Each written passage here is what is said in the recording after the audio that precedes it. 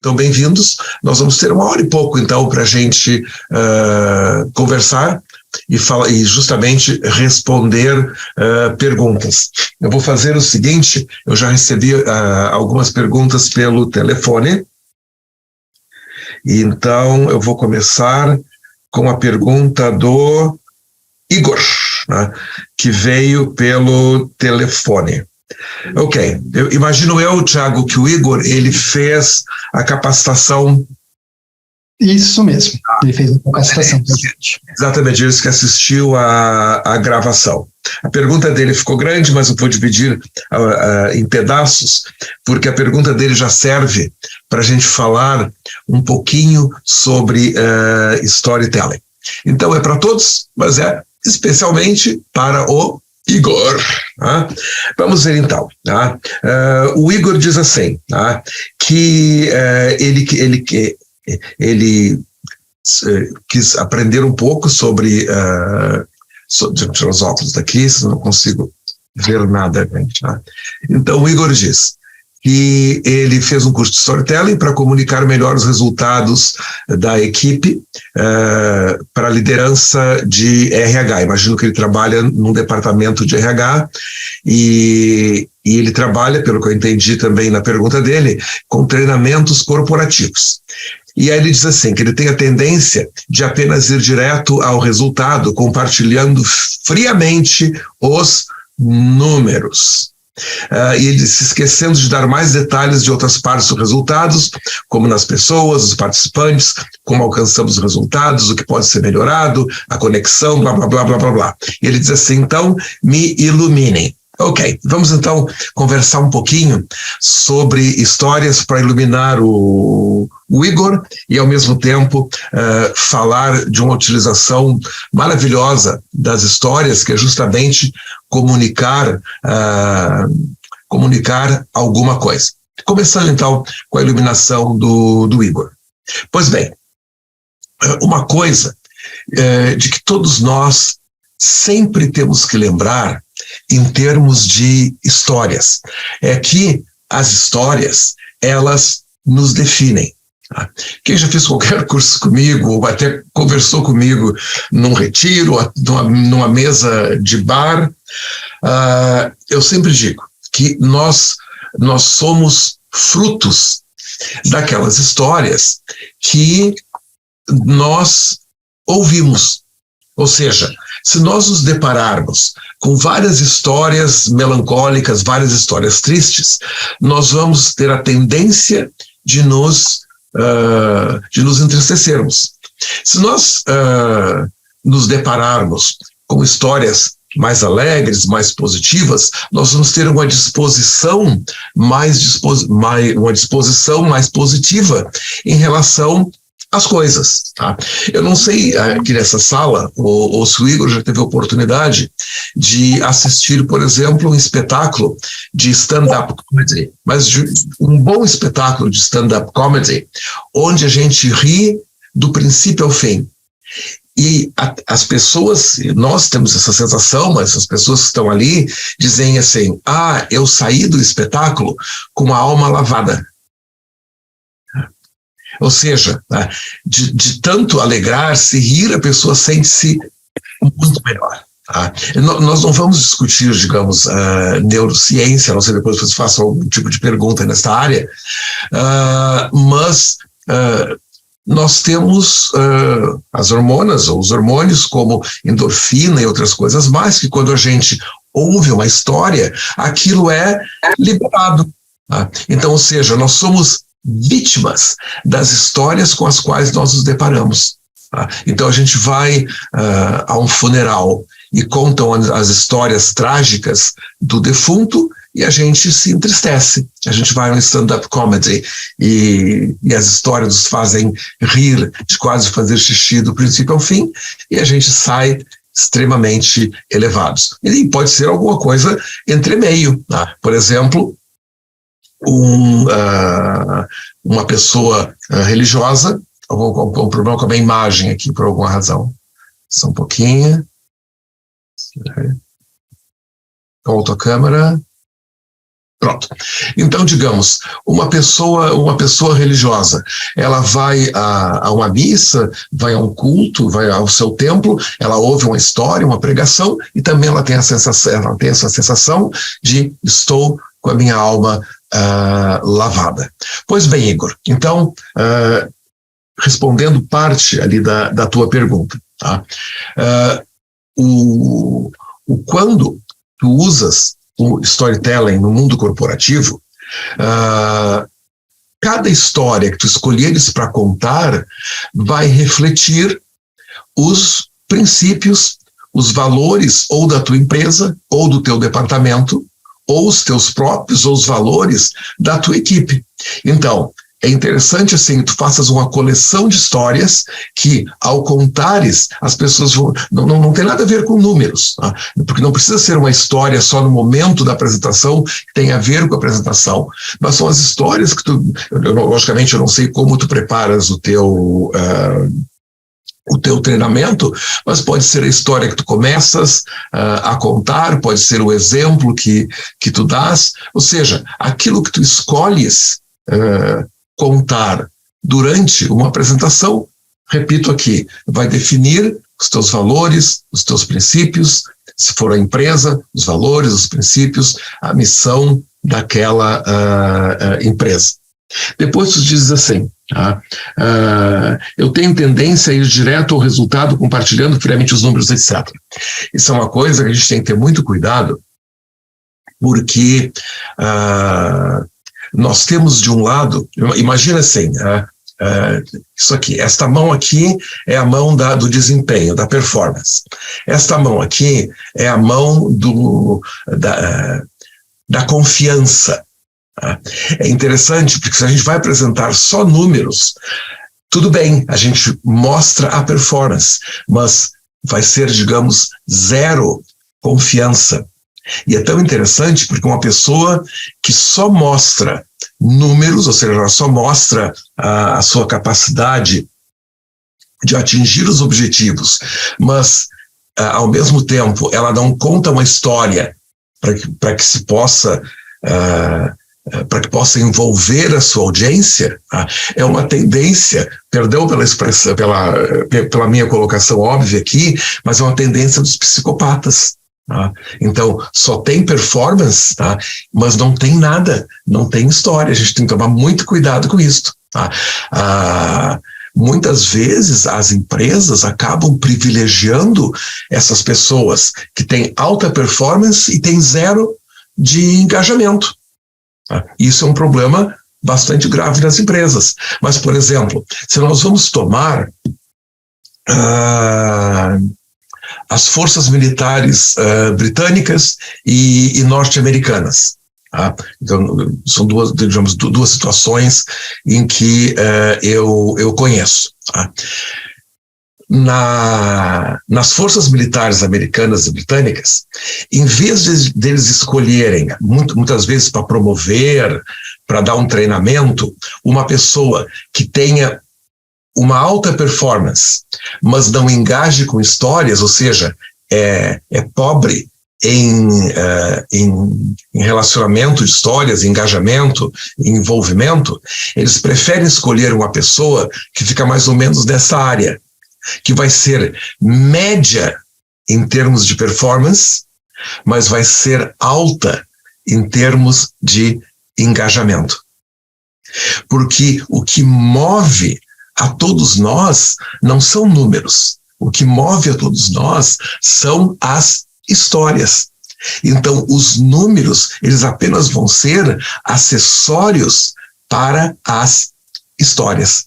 Então, a gente tem que ter muito cuidado, Igor, e todos nós, né, para a gente não ficar só lançando fatos sem pensar na geração de confiança, que apenas as histórias é que nos dão essa capacidade de gerar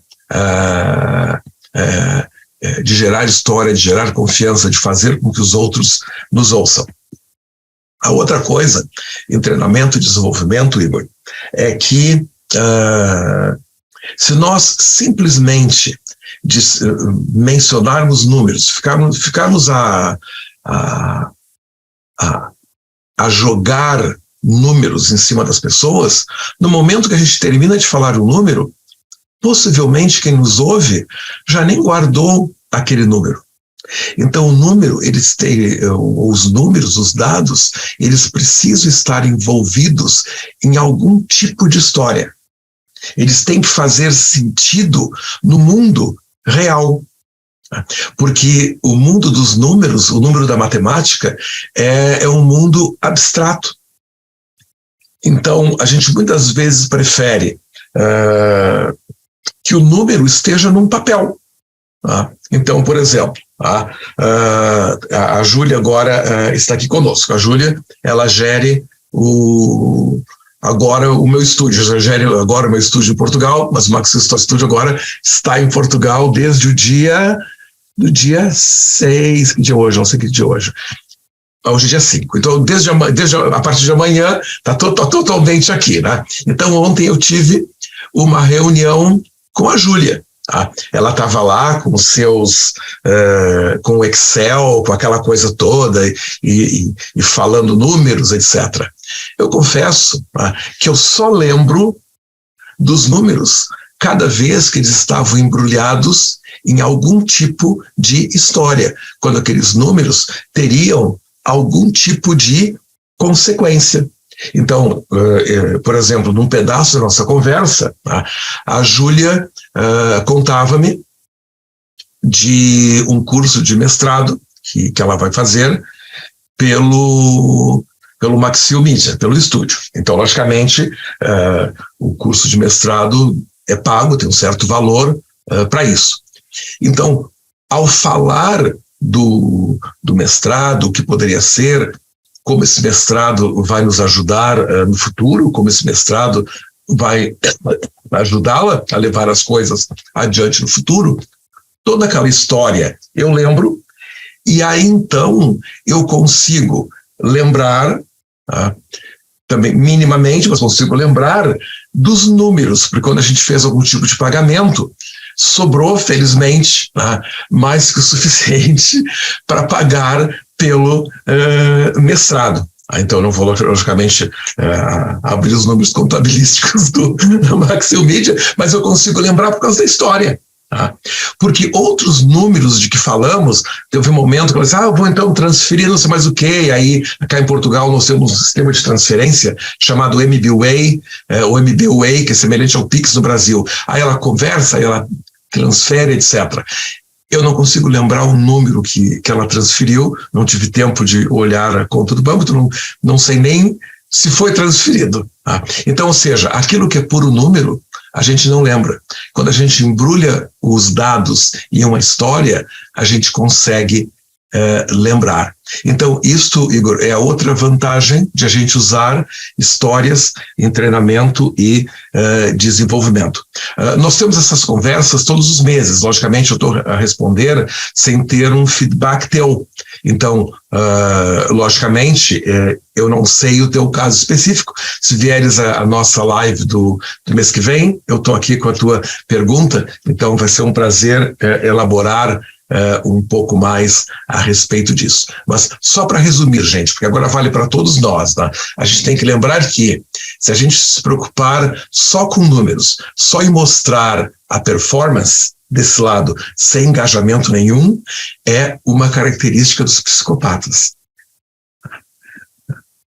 Então a gente tem que cuidar disso.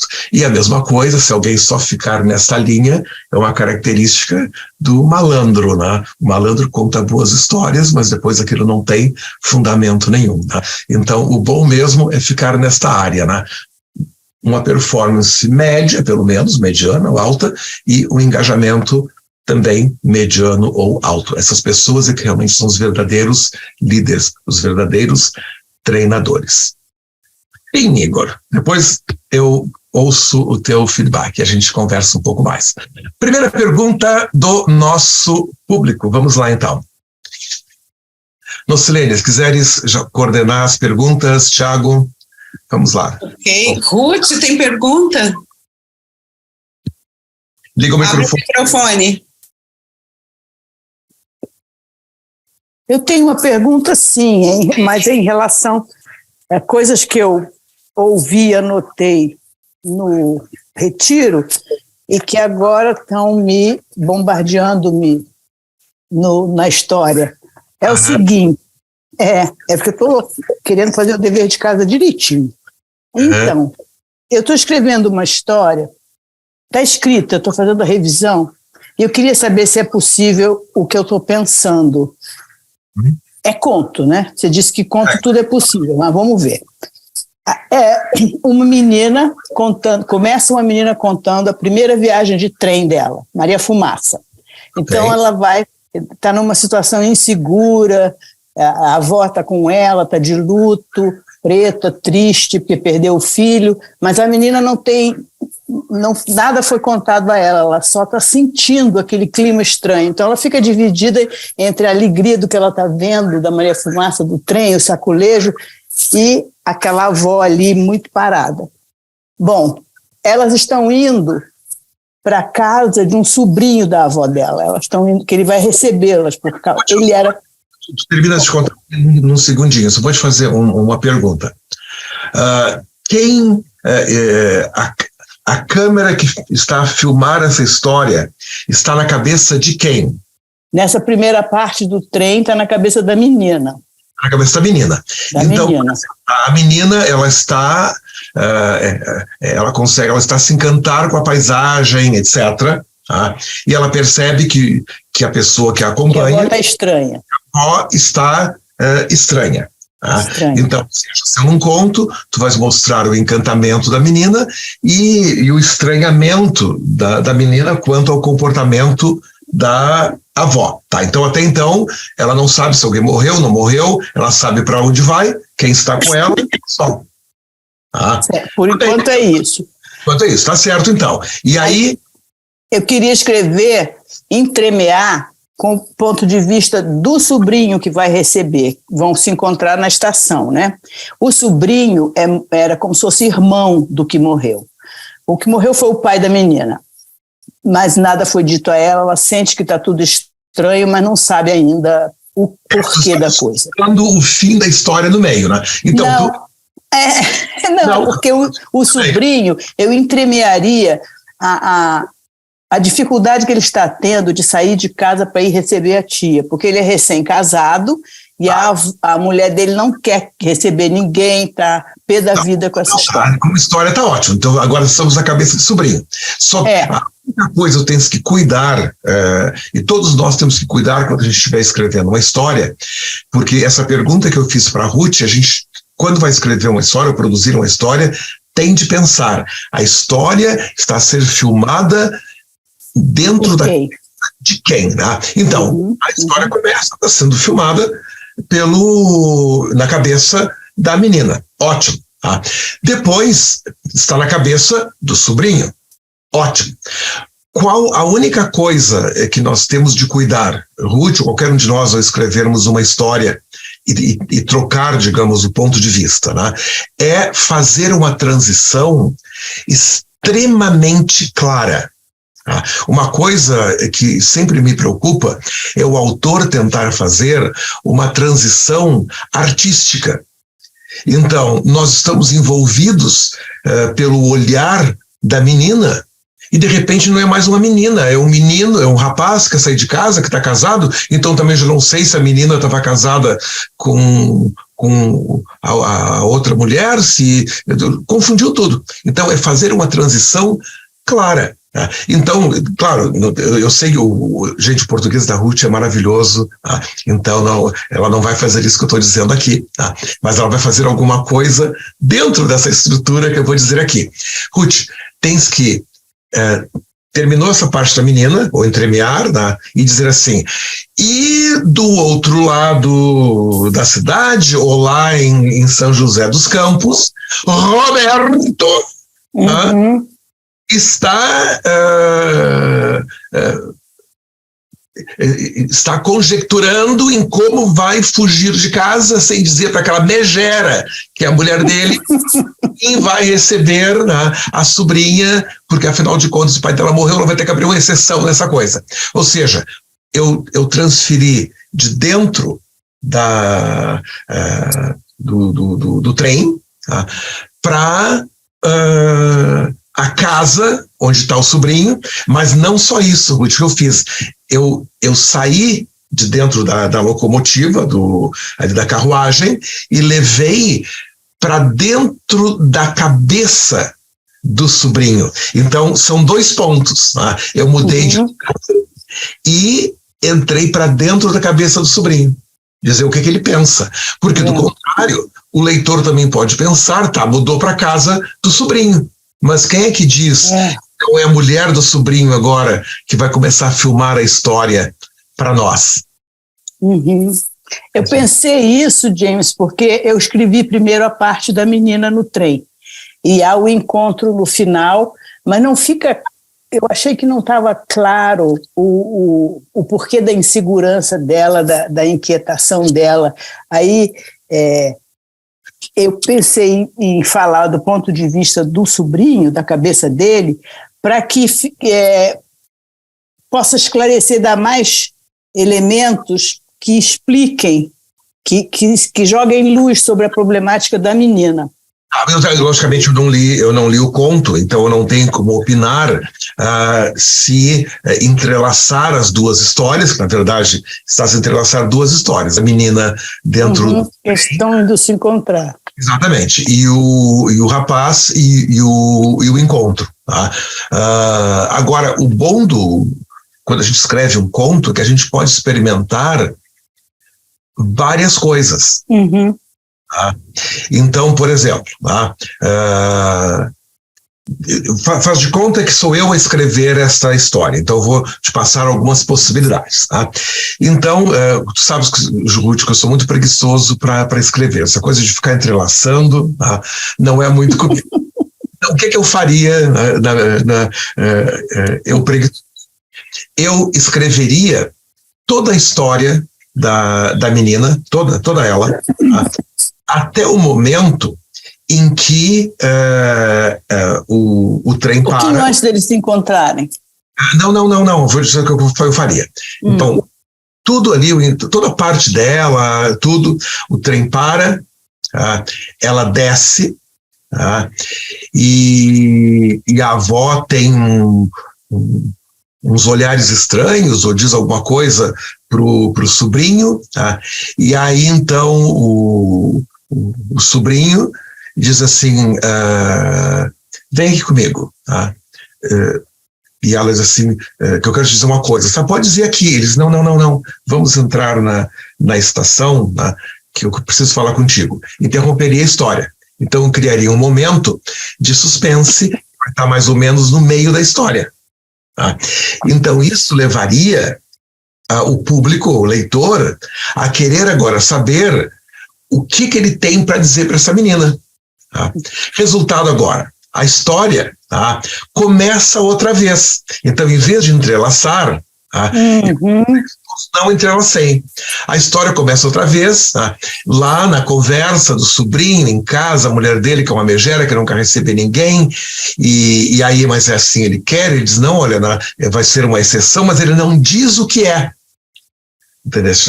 Até que, quando termina, tá terminando a parte dele, porque ele foi à estação, tá? Aí ele vai ver os comboios, vai ver o trem, tá? Chegando à estação. Tá? Abre a porta, ou seja, nós vamos ver a mesma história, mas agora por fora, entendeu?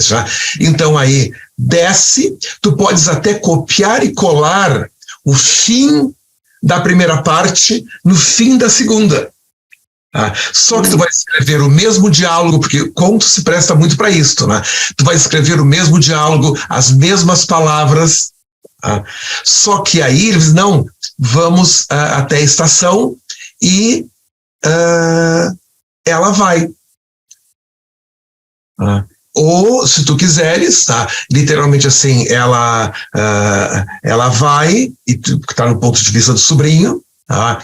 E ela entra na estação e pergunta, né? Eu não sei como ela chama lá, o tio, ou o que seja, né? Não vai vir então, né, para me contar? Ele assim, já vou, tá? E a avó vai dizer assim, né? E quando que morreu? E ele morreu, digamos, ontem pela manhã, foi assassinado pelo amante de Marieta. Assim, coitadinha, né? Tão jovem e agora sem pai.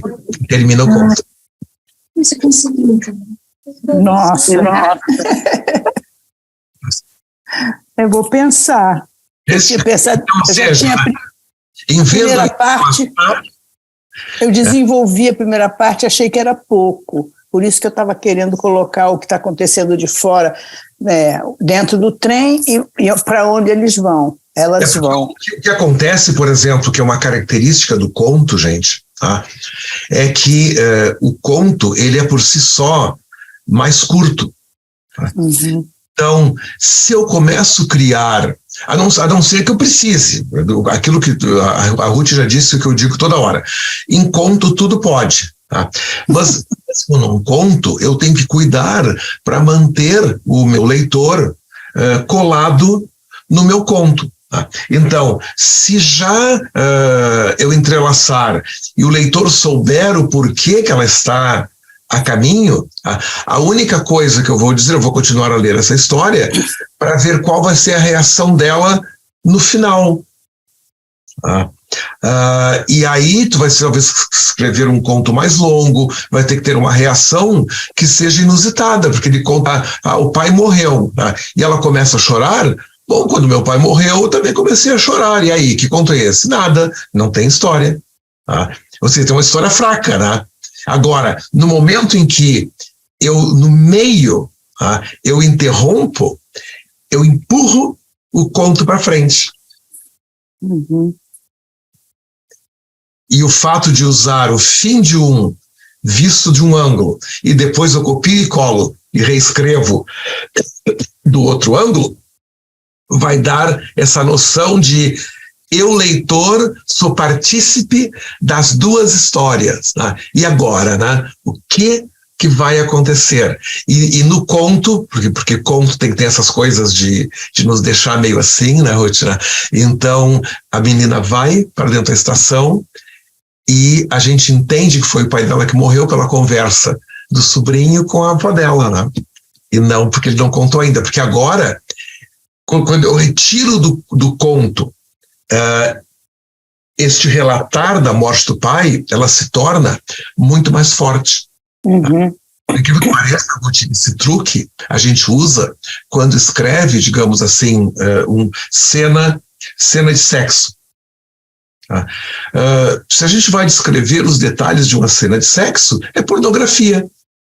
Então, tem meia dúzia de pessoas que até acham aquilo interessante, enfim. Agora, se eu vou até o ponto em que, digamos, alguma coisa acontece e aí, digamos, interrompe. No momento que interrompe, eu imagino a cena. Então, eu imaginar a cena de como é que vai ser dentro da estação quando ele contar para ela é muito mais tocante, tá, do que eu explicitar a cena. Porque nós na nossa vida, várias vezes, infelizmente, a gente tem que ouvir que alguém que a gente ama morreu. Que aquilo dói muito para nós, mas pessoas morrem, pessoas do planeta inteiro, enquanto eu estou falando aqui, tem gente morrendo. Então não é uma grande história. Agora, no momento que eu interrompo, não. Aí a gente imagina aquela história. E aí eu... Ok? Mais ou menos. Não, agora eu repito o que eu já te falei nessa resposta, né? O interessante, Ruth, né, é o conto é bom, é pequeno, então escreve de um jeito, escreve do outro. E vê aquele que tem mais ritmo. Então não tem... porque um conto, ele não precisa ser só armado pela história. Tá? Então, digamos assim, pode-se pensar o que tem dentro da carruagem de um trem.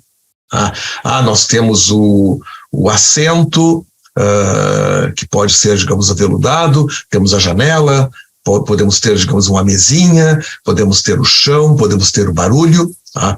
Então, tu escreves todas essas observações da menina, depois tu copias e colas na segunda parte, ou nisso que tu vais entrelaçar, e o sobrinho lá que quer sair de casa para contar para ela, tu começas a juntar essas coisas. Então, ela observa o mundo pela janela da carruagem do trem. Tá? E ele observa o mundo pela janela do quarto do casal, porque ele está discutindo com a mulher. Tá? Então, enquanto a avó está quieta, a mulher dele está aos gritos. Tá? Depois, ele senta-se, digamos, num sofá veludado e ela se encosta para ver os passarinhos no assento aveludado. Ou seja, agora eu estou a usar o cenário para entrelaçar. Tá? As possibilidades são infinitas, Ruth. A gente tem que tentar, né, e ver aquilo que ficou melhor para expressar a história que nós queremos, com a qual nós queremos encantar o nosso leitor. Tá. Ok? Trabalharei. Muito bem. Obrigado, querida. Obrigada a você. Vamos lá. Regina, tem pergunta? Mais alguém? A Regina? Não, Regina? queridos, estou aqui no eterno aprendizado, anotando tudo. Vocês podem perguntar que eu estou anotando, tá? Perguntas e respostas. Ótimo. Salete, tem pergunta, Salete? Não, só para dar boa noite aqui aprendendo. Boa noite a todos. Boa noite, James, nossa, e a todos. Cícera?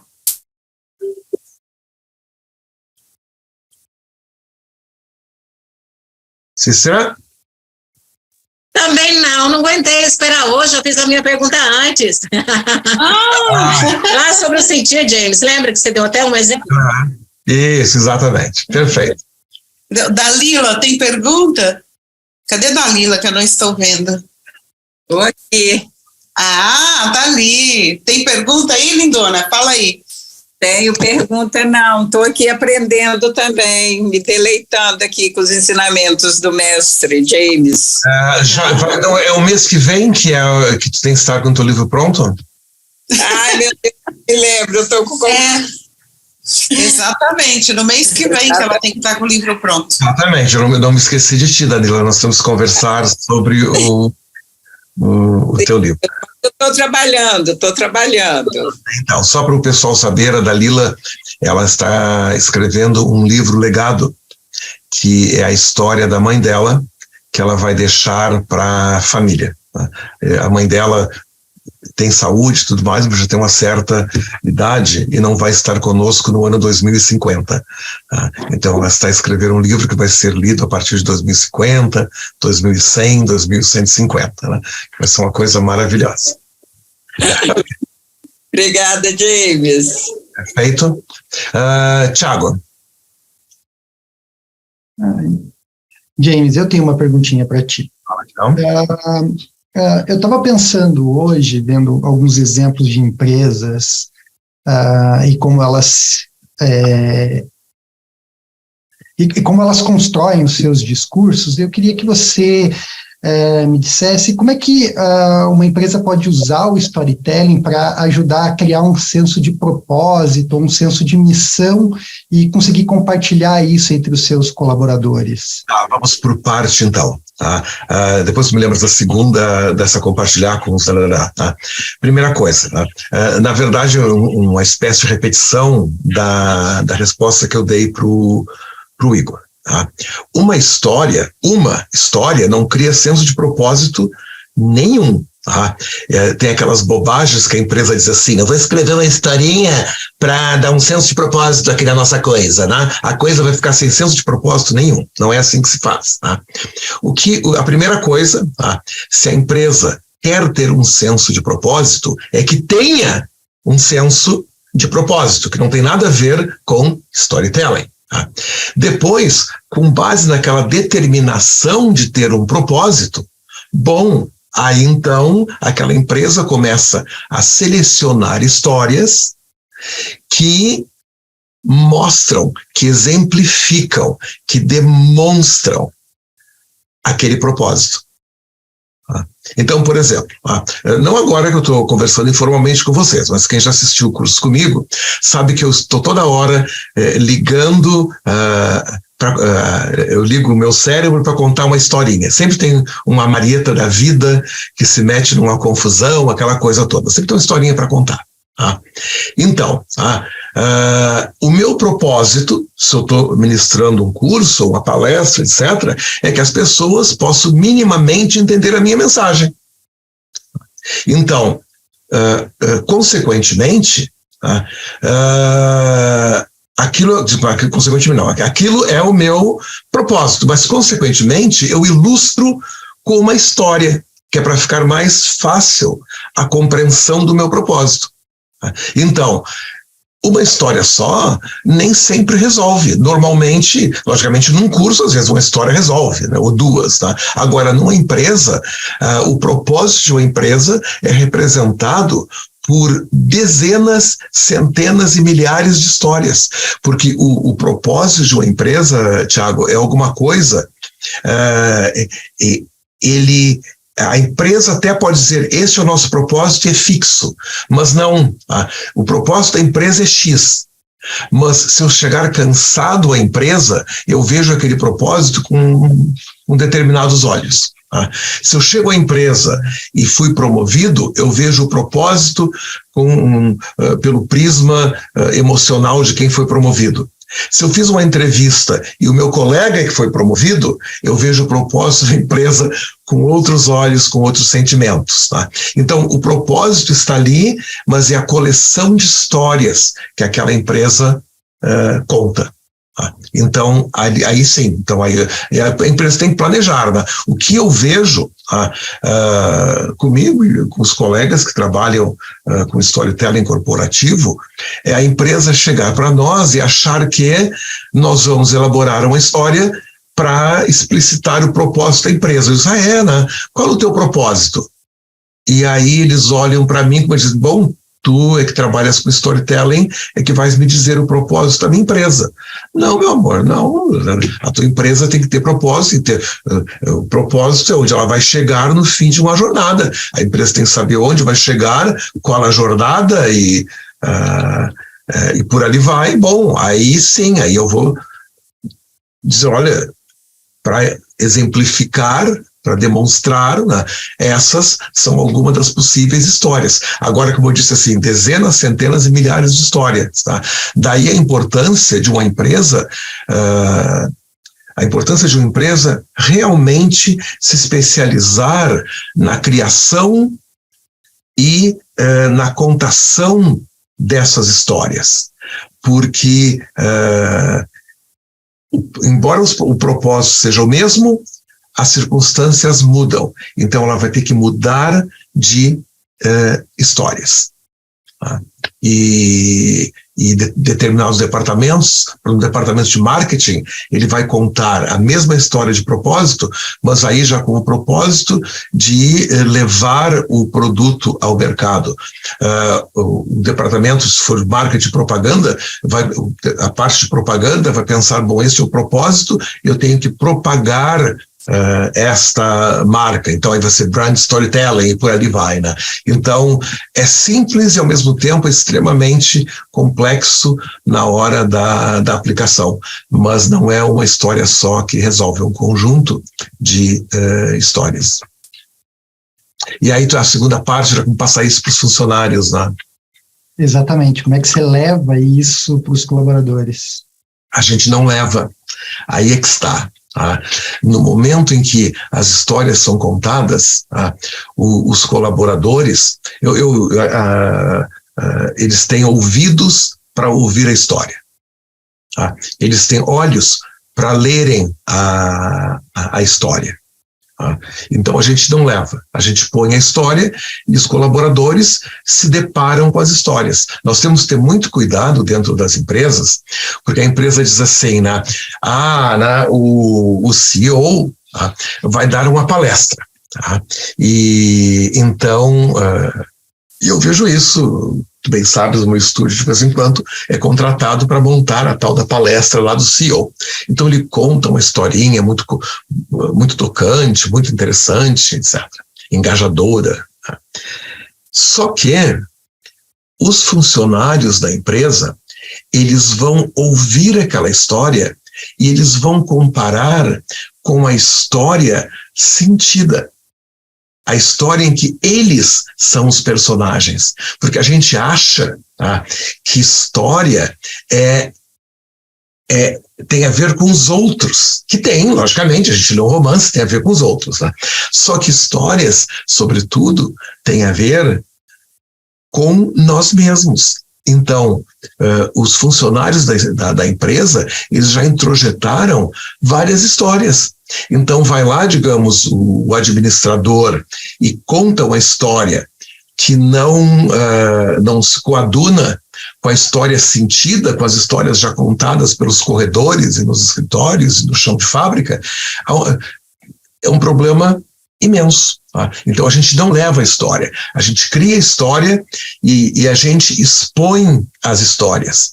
E se aquelas histórias se coadunarem, hoje em dia o pessoal que usa esses aplicativos online diz assim, deu match.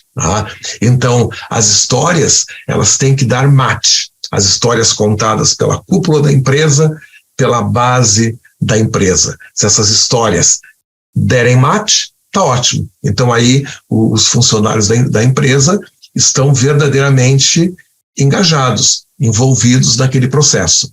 Se não der, simplesmente contar a historinha, vira um espetáculo muito parecido com o que eu falei, às vezes um espetáculo de stand-up comedy, porque está lá o CEO falando do grande sucesso da empresa e a pessoa que está assistindo diz assim, pois é, eu ganho salário mínimo, Então não adiantou nada. Outra pergunta. James, a Edla quer fazer uma pergunta. Prazer. E depois tem a Maria que levantou o dedo. Edla, olá, bem-vinda. Boa noite. Obrigada, James, pela oportunidade. Eu acredito até que, de repente, a resposta tenha vindo agora nesse teu deu match, mas eu vou, mesmo assim, não quero ficar com essa dúvida. Eu estou indo agora para o meu 6º livro infantil e eu tenho percebido, quando eu vou contar a história para as crianças, elas ficam apaixonadas porque cada livro meu, ele é oriundo de uma história verdadeira. Então, eles ficam apaixonados. Eu gostaria de saber como é que eu consigo sair desse público infantil e tocar o coração de quem realmente é o meu público, né? Quem vai fazer a aquisição do meu livro, que é o professor e o pai. Eu devo seguir na mesma linha, né? Contando essa mesma história desta mesma maneira, ou a gente deve usar uma outra técnica? Pois, o que acontece, Edla, é que o livro infantil, não, vou começar pelo livro adulto. O livro juvenil ou o livro para um adulto, quem decide a compra é justamente o adulto.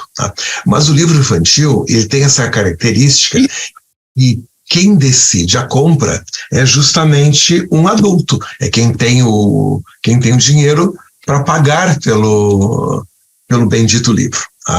Então o que a gente tem que cuidar num livro infantil, a primeira coisa é estudar o mercado. Isso é de extrema importância no livro infantil. E estudar o mercado, por incrível que pareça, não é estudar as crianças. Quer dizer, tem a segunda parte que eu falo agora, mas o estudar o mercado é justamente ver quem é que compra esse livro e por que compra este livro. Hoje à tarde, por exemplo, eu estou agora aqui em Lisboa, e uma das colegas nossas do Retiro em Gramado, no Brasil, estava aqui comigo, a Fernanda Salgueiro.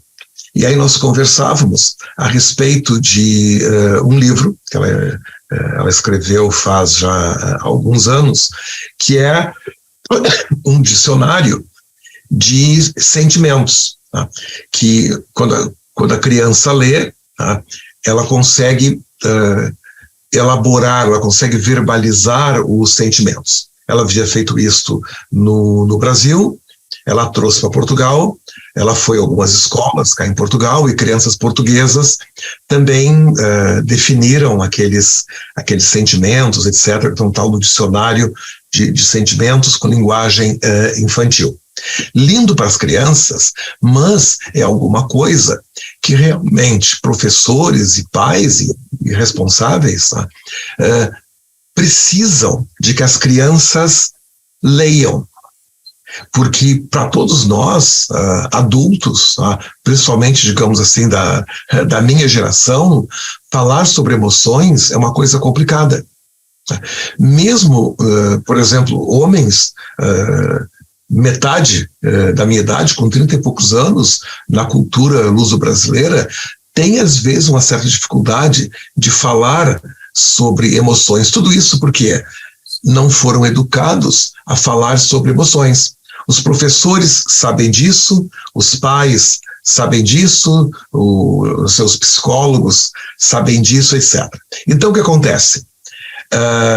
Hoje nós falávamos da publicação do livro dela, que é bastante universal, porque para as crianças é a coisa mais linda. Digamos, uma criança brasileira vai ver que uma criança portuguesa define o medo praticamente da mesma maneira. Uma criança portuguesa vai ver que o amiguinho dele, que está no mesmo ano escolar no Brasil, define carinho mais ou menos da mesma maneira. Então isso dá uma ideia de universalidade, ótimo para a criança. Mas o bom mesmo é que o pai, o professor, vai querer comprar esse livro, e aqui eu repito, porque o ser humano tem muita dificuldade em falar, em verbalizar, em pensar sobre as emoções. Então, como tu vês, Edla, é uma mistura das duas coisas. Então, a pesquisa começa com o público que paga. A gente vê muito isso, por exemplo, eu vi isso há mais ou menos um ano e pouco. Eu conversava com um pequeno grupo de professoras no Brasil, porque na época estavam filmando uma série brasileira de um livro escrito pelo Rafael Dracon, que foi um autor que há muitos anos frequentava os meus cursos, etc., e hoje ele escreve séries para Netflix. E aí, na conversa sobre o tal do autor da série e tudo mais, o Dracon criou uma história muito interessante em que as entidades do folclore brasileiro realmente existem nessa realidade. Então nós temos a Mãe d'Água, nós temos o Saci Pererê, temos a Mula Sem Cabeça, etc., que existem nessa realidade. Então é uma mistura do folclore com essa realidade. E aí eu conversar com esse grupo de professores e disse, olha que interessante, o que eu vejo na literatura infantil brasileira é que até esse folclore que o Rafael Dracon usou na série é alguma coisa de que se fala.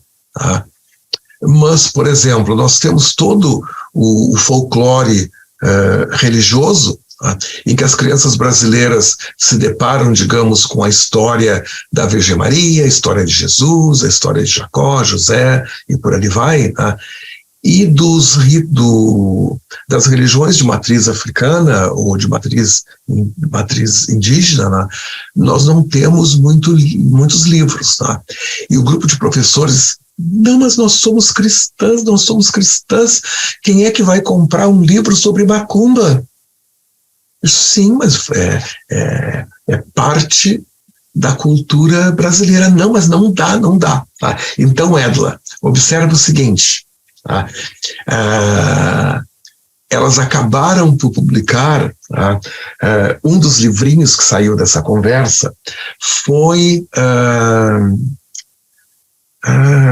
eu não consigo lembrar agora, mas digamos assim, né? O dia que Jesus encontrou as ovelhinhas. Uma das autoras portuguesas, desculpa, uma das professoras, embora esteja no Brasil, uma professora portuguesa, e também ela escreveu alguma coisa, a mãe de Jesus ou algo assim, né? Mas não escreveram nada. Nem sobre folclore, que até elas acharam que o folclore lá da série da Netflix era aceitável, mas outra coisa, que não uma religião que fosse de matriz africana ou de matriz indígena, não, aí nem pensar. Isso não poderia ser. Então não adianta nada, por exemplo, se nós tivéssemos publicado, Edler, uns livrinhos maravilhosos, encantadores para as crianças, mas que não fosse de agrado dessas professoras. Então precisa ver as duas coisas, tá? Porque uma criança, ela vai ficar tão encantada com o Saci Pererê, com Exu, ou com a Virgem Maria, ou com Abraão. Não há problema nenhum, tá? Com Ganesh, da Índia, que nós acho que nós chama Ganesh, aquele elefante lá, né? A criança se encanta com tudo aquilo, tá? Só que quem compra o livro não, tá?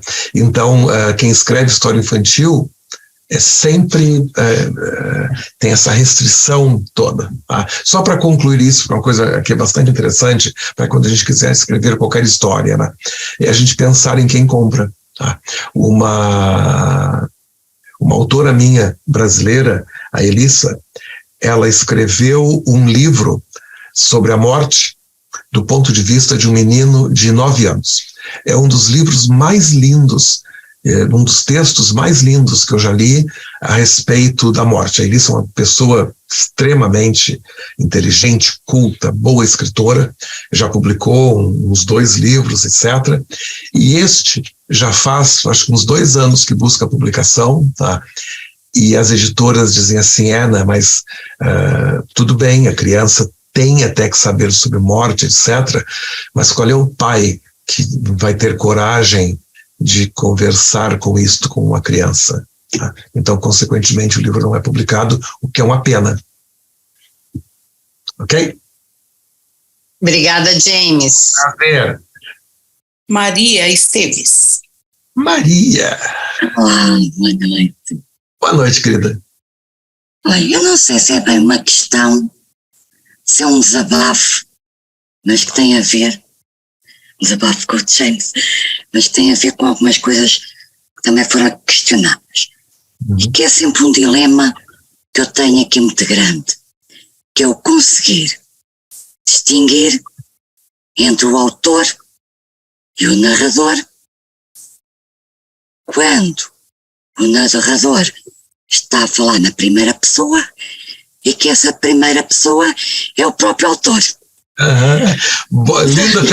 Linda pergunta, né?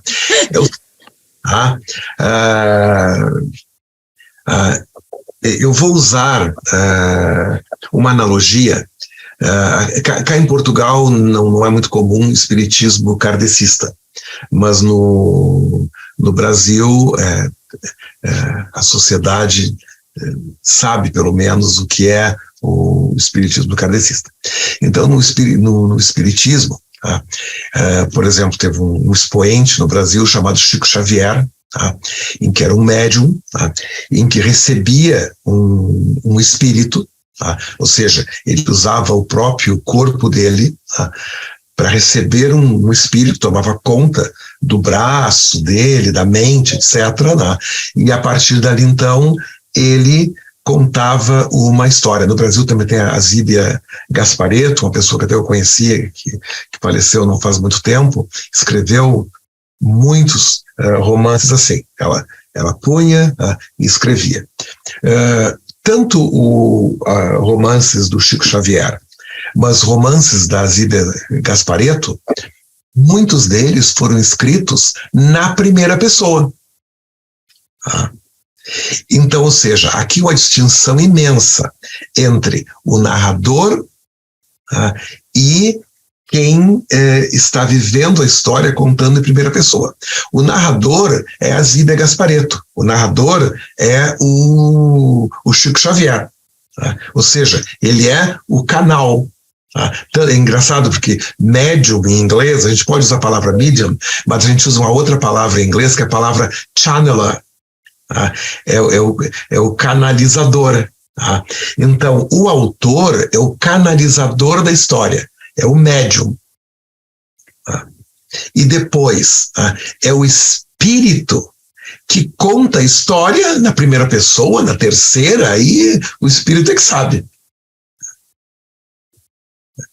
E aí, pensa assim, que imagina que nós estamos contando uma história que já vivemos.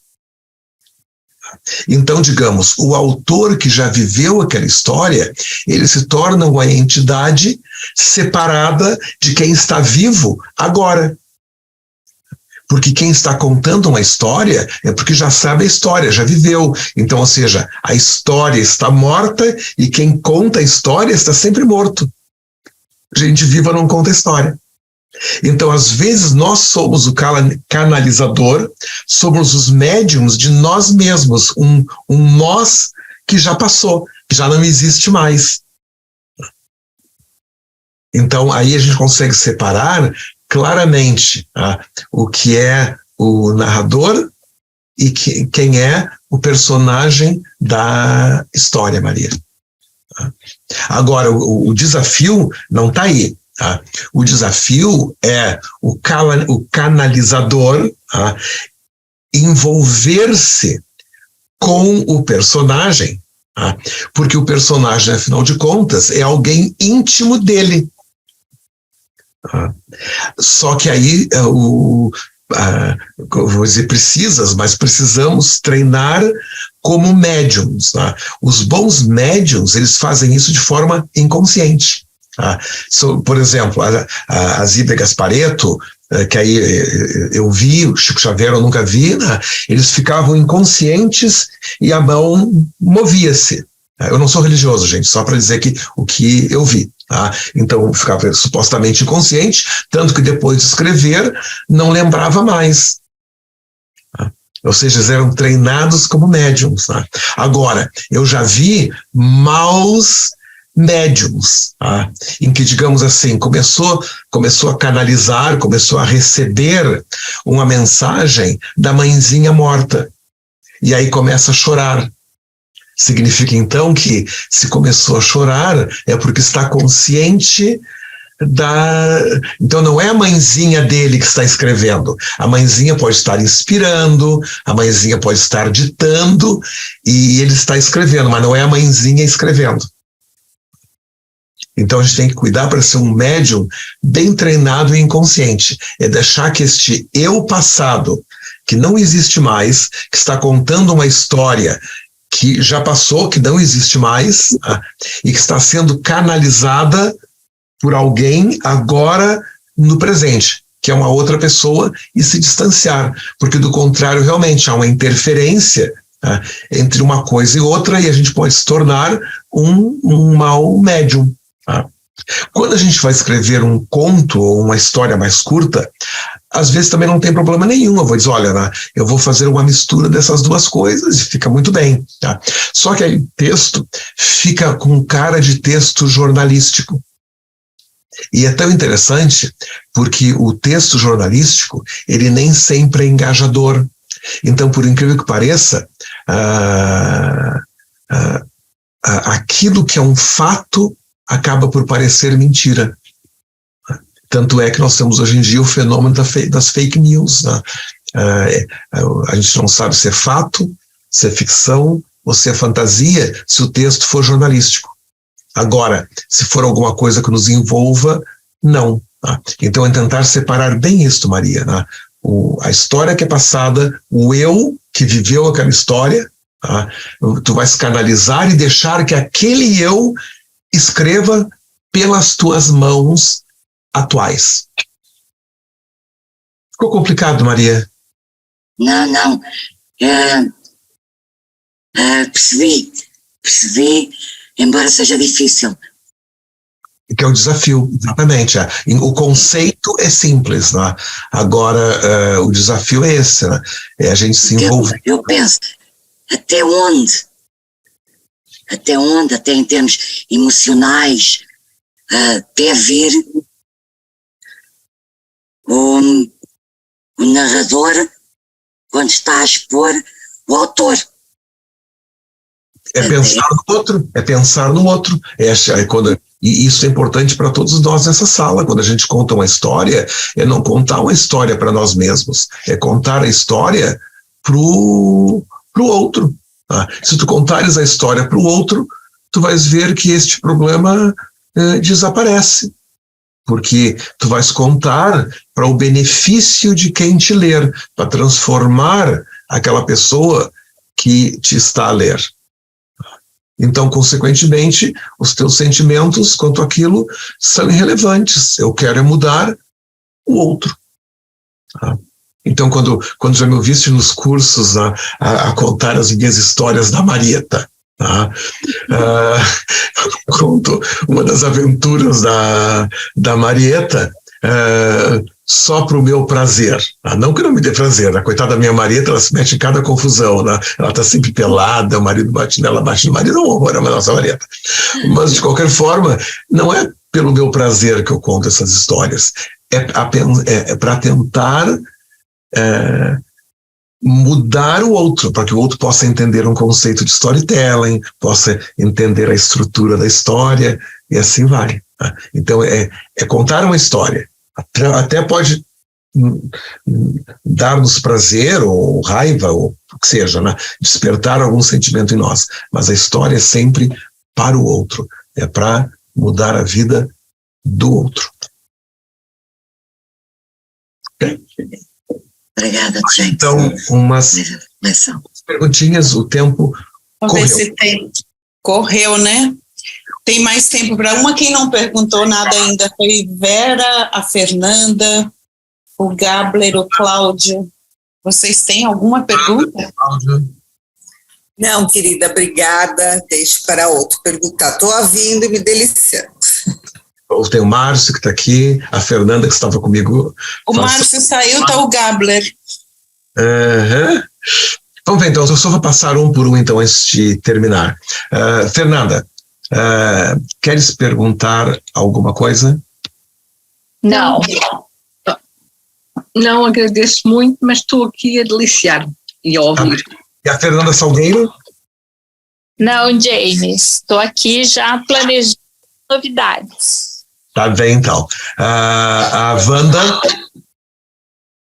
A Wanda não tem pergunta. Não. Cláudio? O Cláudio sempre tem coisas para perguntar. Eu não vou deixar você ir embora, não. Fala, então. Porque ter todas essas pessoas na live, aí, na sala, aí, pessoas com autoridade, né, com sabedoria de trazer informações para nós, isso é muito importante. O que acontece? Quando você falou assim uma palavra, deixa eu colocar você aqui. Quando você falou assim, fazer coleções de histórias, cara, já veio um mundo de coisa dos 5 anos de idade. Por exemplo, que eu fui lá e comprei um cigarro avulso, porque meu pai fumava e fui fumar um cigarro avulso. Não sei se isso vai de buscar essa imagem, porque eu tenho isso aí gravado. Isso é uma imagem, não é uma história, né? Uma imagem é um tijolinho com o qual a gente pode... Eu vejo tudo o que aconteceu naquela sala e depois até a surra que eu tomei. Tá, então, para isso transformar numa história, tu tens que ver que lição tu aprendeste, como é que foi, e usar a estrutura de história, né? Chamar atenção para a história, dizer quem foi o personagem, o que o personagem queria. Então, digamos assim, ele queria, o pai o ameaçou e ele queria escapar daquela sala, o pai fechou dentro da sala, né? E aí, então, ele passou por todo um processo de apanhar, de sofrer, de enfrentar o pai, né? E aí, então, o pai ainda foi embora e o deixou encerrado mais 2 horas dentro da sala, quando ele pensou sobre o mundo, pensou sobre violência, tá? Ou seja, aí nós temos uma história, tá? E então, nós somarmos essas histórias todas, porque algumas delas nos definem, outras definem o nosso trabalho, tá? E outras definem a nossa empresa, o nosso empreendimento. Então, a história ela é como se fosse um slide, que é uma coisa, até se o Igor for assistir isso indeferido, tem a ver com a pergunta que ele fez, né? Quando a gente vai dar um treinamento, é a gente cuidar para usar histórias para ilustrar determinados pontos.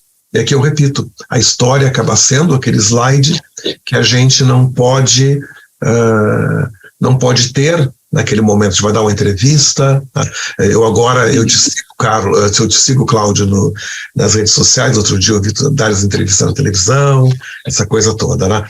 E então, por exemplo, o repórter pode te fazer uma pergunta e eu acho que não fizesse o vídeo, então eu só te vi que estavas no estúdio, mas digamos o repórter faz-te uma pergunta e tu queres dar um exemplo, tá? É uma boa oportunidade para contar uma historinha. Tu faz, então, olha, aqui eu até vou ilustrar, né? Lembro-me que certa vez, e aí conta uma historinha que serve como uma resposta, porque imagina, tu estás no estúdio de televisão a dar uma entrevista e tu vai dizer assim, só um pouquinho, aqui eu vou projetar aqui um slide, né? Não dá para fazer isso, né? Então a gente tem que ilustrar com historinhas, né? Eu vejo, por exemplo, em termos de treinamento, em que as pessoas usam e abusam de subterfúgios como slides e papeizinhos e dancinhas e outras coisas mais, e na verdade seria muito menos cansativo se usassem histórias para ilustrar determinados conceitos, tá? A gente não tem que ter vergonha de falar de histórias, tá? Como a gente viu no nosso curso, Cláudio, se a gente conta uma história e ela não ilustrou, basta contar outra. Hoje, quando eu estava mexendo na história da Ruth, eu fiz bem isso, tá? Eu montei a primeira história e disse, Ruth, né? E aí, né? Serviu assim, mais ou menos, tá? Quando ela disse mais ou menos, o que eu fiz? Eu disse, então, só um pouquinho. Vou adiante e contei outra. Quando eu contei a outra, aí a Ruth relaxou. Então tá. Agora, se eu tivesse interrompido pela metade, a Ruth teria ficado frustrada e eu não teria atingido o meu propósito. Ou seja, eu precisei de 2 histórias para atingir o propósito de comunicação com a Ruth. Ok, Cláudio? Ok. Em falar em estúdio, só quero que você dê uma olhadinha aqui nos estúdios do Instituto Luminar, como é que é aqui por dentro. Olha que lindo. Tá meio bagunçado?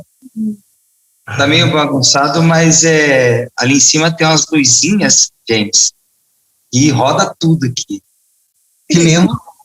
A gente faz um carnaval, semana que vem a gente vai ter um carnaval aqui dentro, de mudança de mindset, onde a gente consegue quebrar barreiras mentais aí, barreiras que estão atrapalhando as pessoas. No Brasil tu estás, Cláudio? Em Maringá, no Paraná. Maringá, no Paraná, exatamente. Eu me lembrei que era alguma coisa no Paraná, mas não me lembro. Maringá. Pertinho do Thiago, 500 quilômetros do Thiago.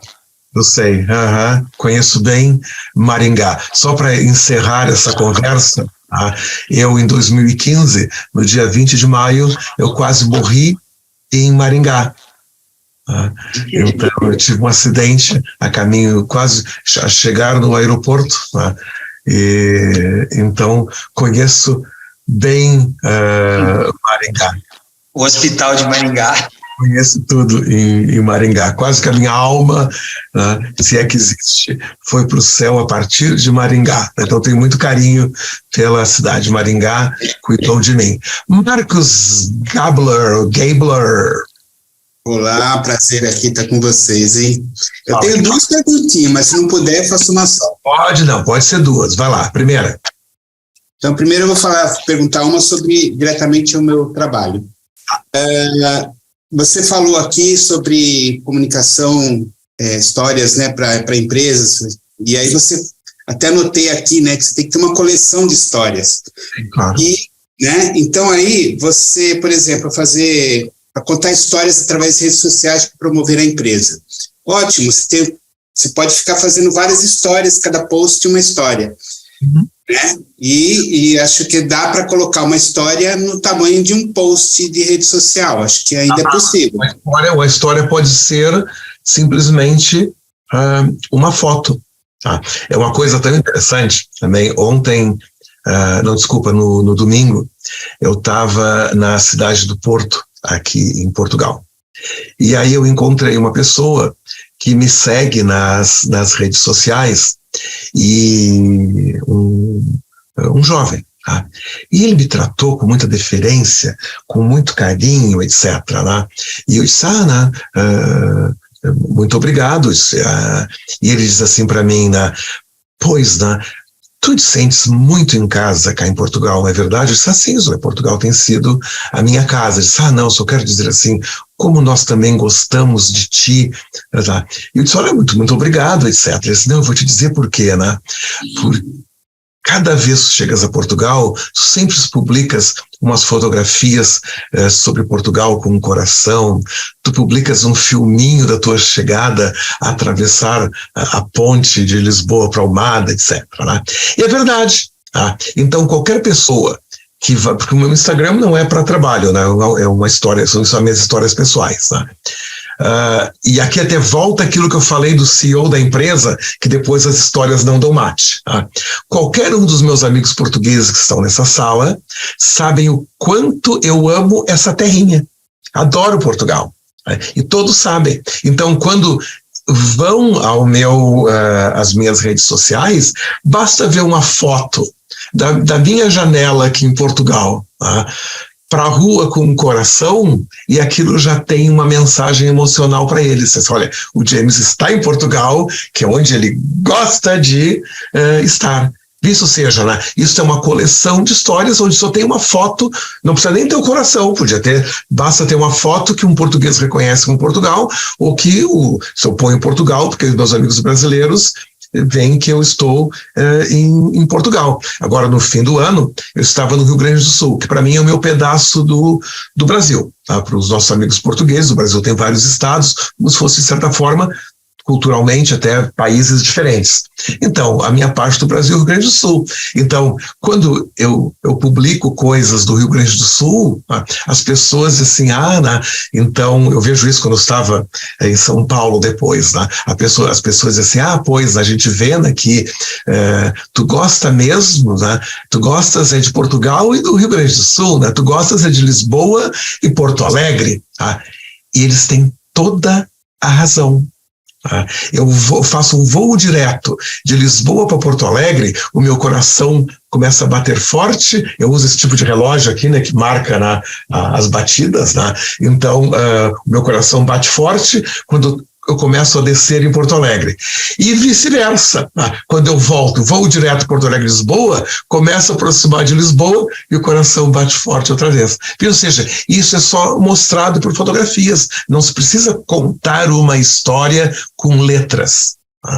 Muitas vezes uma imagem, é um pouco clichê isto, mas uma imagem fala mais do que 1000 palavras. Então, a pergunta nem era essa, mas acho que sem querer você acabou respondendo talvez tenha respondido até a pergunta que eu ia fazer.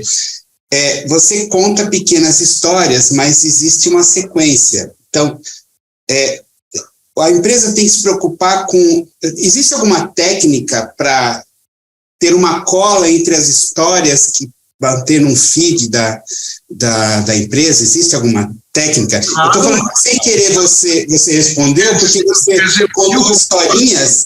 Então, cola é outra coisa, só de eu compreender o teu português aqui, né? Cola é outra coisa, quer dizer, um fio condutor entre uma história e outra, né? Se é um fio condutor, né? Como se fosse, digamos, se é que tem que ter, né? Se é que tem que ter, não sei, na sua opinião. Mas é claro que tem que ter. Tá? O fio condutor mais óbvio, tá? É o que a gente chama de fator higiênico, tá? Que é a repetição, tá? Da mesma coisa. Tá? Porque se eu publicar uma fotografia de Portugal com coraçãozinho, aí no outro dia eu publico de Sevilha, Mamatsu no Japão com coraçãozinho, Nova York coraçãozinho, Brasília com coraçãozinho, bom, o que eu estou dizendo? James gosta de viajar, então o fio condutor vira a viagem. Tá? Mas, como os meus coraçõezinhos, eles estão aqui em Portugal, e nomeadamente essa região central aqui em Lisboa, e no Brasil, a região de Porto Alegre e por ali, tá? Então, consequentemente, de tanto repetir, eu crio um fio condutor. Tá? E o fio condutor é que depois nos leva, tá, a ter uma reação, tá, a fazer uma compra. Neste caso, por exemplo, este menino fez uma compra emocional comigo. Tá? Ele estava a me tratar de uma maneira que eu achei absolutamente encantadora. Tá? Ele deve ter sentimentos. Os portugueses, Marcos, eles são muito nacionalistas. Tá? Então, consequentemente, ele é um menino no bom sentido do nacionalismo, não de enrolar-se numa bandeira e rezar frente ao muro, não é isso. Tá? No bom sentido nacionalista. E então, consequentemente, ele estava feliz, tá, que eu escolhi Portugal como a minha casa e que eu amo a casa em que agora eu vivo, que por acaso é a casinha dele também. Né? Então, ou seja, isso tudo só por meio de fotografias. Então, aquilo se tornou o fio condutor. Então tem-se que pensar, tá, em qual vai ser o teu fio condutor, tá, dessas histórias, que aí tu pode usar palavras, usar fotografias, pode usar o que tu quiseres para contar a história. Perfeito. Porque é fator higiênico, é isso? Eu entendi. É o fator higiênico, exatamente. Fator higiênico é uma palavra técnica, que é aquilo que a gente sempre espera que tenha. Tá? Então, eu vou visitar, digamos, a Docilene. Eu estou na sala dela, eu digo, Docilene, onde fica o banheiro? Aí ela diz, fica ali, né, naquela porta. Tá? Porque na minha cabeça, se ela tem um apartamento, o apartamento tem um quarto, estou numa sala, deve ter uma cozinha e deve ter um banheiro. Vai ser muito estranho. Né? Eu estou a visitar a Docilene e eu digo, Docilene, eu queria ir ao banheiro. Aí ela segura o vaso ali na sala, tira as flores e diz, não, pode fazer aqui mesmo. Né? Fica muito estranho. Tá? Então, consequentemente, o fator higiênico é aquilo que a gente nem se dá conta que poderia não existir, porque de tanto eu ir a casas e a apartamentos nessa parte do mundo e ter um banheiro, eu estou habituado, e normalmente também eu estou habituado com o banheiro dentro de casa. Que é uma coisa também interessante. Uma coisa agora, para tu ver o que é fator higiênico, na Europa, aqui em Portugal, Reino Unido, etc., quando a gente vai acender a luz para entrar no banheiro, não fica dentro do banheiro para acender a luz, fica na porta, fica por fora. Tá? Então a gente tem que acender a luz por fora para usar lá dentro. Tá? Já no Brasil, a luz fica normalmente perto da porta e por dentro. Tá? Então, eu estava, por exemplo, em Porto Alegre, a visitar a Enir, uma amiga minha. Tá? E no meu próprio apartamento em Porto Alegre, tá? A minha mão fica a escorregar pela parede e eu fico a buscar uma tomada, buscar alguma coisa para ligar a luz para entrar, porque é um fator higiênico. Portugal fica dentro, no Brasil fica fora. Tá? No Brasil a gente vai usar o banheiro e o papel higiênico vai num cestinho. Tá? Em Portugal, vai na sanita, vai no vaso sanitário. Tá? Eu vejo isso, que eu já tive visitantes na minha casa, em que eu chego ao meu apartamento e o meu cestinho de roupa estava lotado de papel higiênico, ou seja, claro, a pessoa pensou o fator higiênico, aqui o fator higiênico brasileiro, ela pensou, bom, tem esse cestinho aqui do lado, é aqui que vai, né? Ou seja, então nós temos que cuidar. Compensação, James, quando aqui no Brasil a gente recebe os gringos, entopem a privada, porque... Eu sei, exatamente, entopem a privada. Eu adoro a possibilidade de poder jogar na privada, mas no Brasil não funciona assim. Exatamente. Olha só, Marcos, tá? Então, consequentemente, tem que cuidar das tuas histórias para levar em conta o fator higiênico, tá? E criar esse fio condutor que torna-se o fator higiênico da tua comunicação. As pessoas já esperam que seja assim, não se fala mais nisso. Então o foco vai ficar na tua mensagem, quer seja uma foto, uma arte ou um conjunto de palavras, etc. Ok? Então, a outra pergunta é mais curiosidade, não tem a ver com o meu trabalho, mas tem esse fenômeno do pessoal começar a escrever agora livros direto, sem editoras, direto na Amazon lá, entra lá, escreve, publica, dá até para encomendar impresso por lá, né? Mas vendo esse fenômeno agora, no final das contas, essa preocupação com o mercado continua, mesmo com esse método diferente, ou o pessoal está conseguindo ter um pouco mais de liberdade criativa porque não está preso a editores? Assim, não. A liberdade criativa sempre houve, né? Uma coisa fabulosa da nossa espécie, né, é que a gente sempre tem liberdade criativa, né? É uma coisa, nós sofremos de uma doença incurável que é a bendita criatividade. Tá? Eu vou dar um exemplo. Né? A minha mãe faleceu com Alzheimer, ela foi até o último grau de Alzheimer. Né? E a minha mãe foi sempre uma pessoa muito criativa. Tá? Então, quando o médico mostrava-me o cérebro dela, fica todo branco, assim, praticamente fica sem cérebro. Tá? E ainda assim, a criatividade ainda estava ali. Uma criatividade diferente, mas estava ali, ou seja, nós sofremos com criatividade. Então, a gente não tem como escapar desse tipo de coisa. Então, consequentemente, escrever ou fazer arte tem uma função de alívio para a nossa espécie. Nós precisamos nos expressar. E a gente sempre fez isso desde que a gente existe. Então, consequentemente, escrever tem vários propósitos. Por exemplo, se tu vais escrever por literalmente escrever para aliviar a tua alma, pronto, escreve, as pessoas escrevem diário desde sempre, não há problema nenhum. Vai ser sempre um prazer escrever o diário. Outras pessoas hoje têm esses canais, como a Amazon, etc. O que a pessoa faz? Ela vai lá, tá, e escreve e publica na Amazon, ou publica, por exemplo, no Brasil e agora em Portugal. Há uma empresa de uns conhecidos meus da Bahia que chama-se Clube dos Autores, tá, que eles fazem um trabalho absolutamente genial, tá, para o autor que quer escrever, quer ver o seu livro publicado, não há problema nenhum. Tá? Outra coisa é o mercado, é a indústria do livro, que a gente chama. É como a indústria do entretenimento. Tá?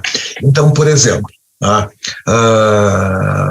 ontem à noite, eu estava brincando com os amigos meus da Inglaterra, porque eu saí agora da Inglaterra no meio de novembro, porque eu vim para Portugal para participar de um retiro, fazer um retiro aqui com os autores portugueses. Então eu saí lá no meio de novembro e eu praticamente não passei pela Inglaterra, então eu tenho falado português o mês de novembro, dezembro, janeiro, até metade de janeiro cá em Portugal, depois fim de janeiro, fevereiro, até metade de março no Brasil, deixo as minhas malas na Inglaterra, corro para Portugal, português outra vez. E quando eu fico muito tempo sem falar inglês, o meu inglês começa a ficar chique.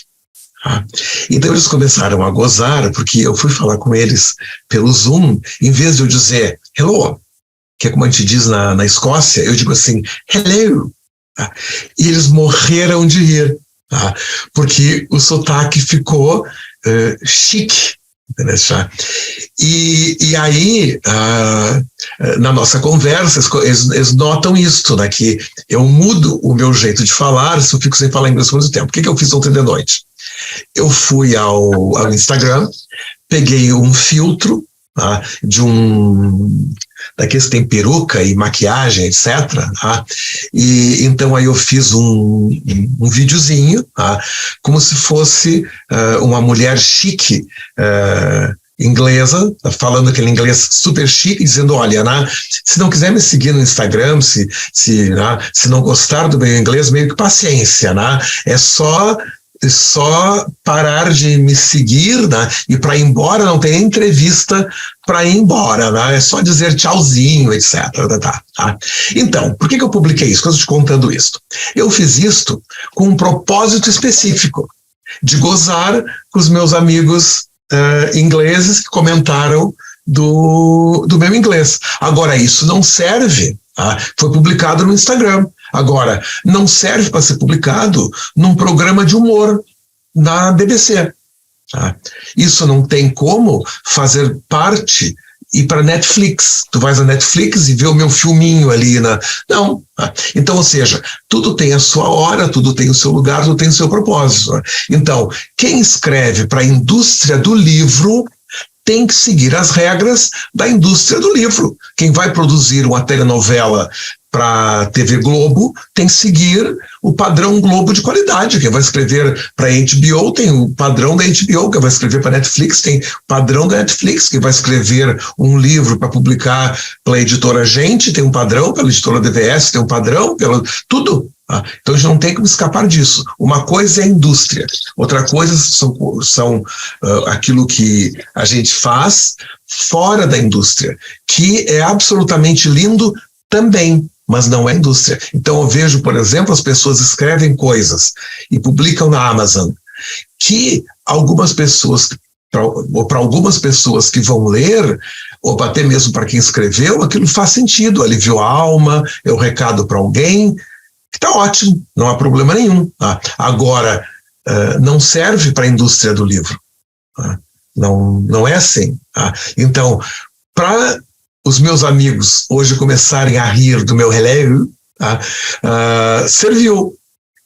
Agora, pelos padrões Globo de qualidade, aquilo é uma porcaria. Então a gente tem que estar ciente dessas coisas.